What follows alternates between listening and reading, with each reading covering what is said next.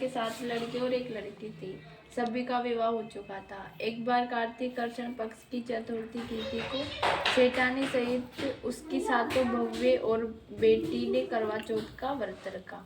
रात में जब साहूकार के सभी लड़के भोजन करने के लिए बैठे तो उन्होंने अपनी बहन से भी भोजन करने के लिए कहा, लेकिन बहन ने तो व्रत रखा था। बहन ने अपने भाई से कहा, अभी चांद नहीं निकला है, मैं चांद के निकलने पर उसे अर्घ्य देकर ही भोजन करूंगी। इसमें जैसे वैसे बोल रही हूँ। चूंकि साहूकार के बेटे अपनी बहन से बहुत प्रेम करते थे, इसलिए उसने अपनी बहन का भूख से व्याकुल चेहरा देखा नहीं जा रहा था। तब साहूकार के बेटे नगर के बाहर चले गए और वहां पर उन्होंने एक पेड़ पर चढ़कर अग्नि जला दी। घर वापस आकर उन्होंने अपनी बहन से कहा कि देखो, चांद आ गया है, अब तुम अर्घ्य देकर भोजन ग्रहण करो।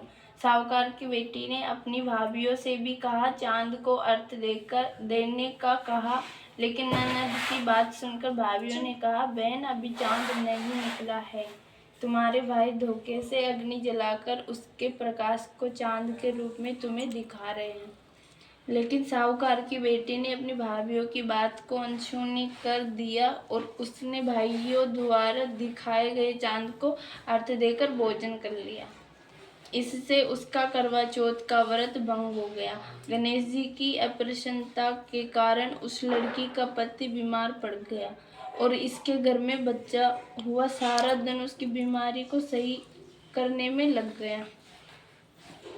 साहूकार की बेटी को जब अपने दोषों का पता लगा तो उसे बहुत पश्चाताप हुआ।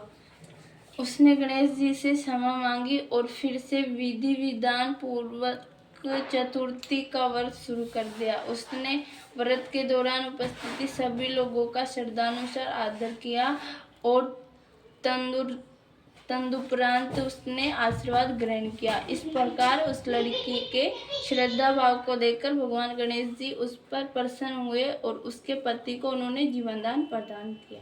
उसे सभी प्रकार के रोगों से मुक्त करके धन संपत्ति और वैभव से युक्त कर दिया।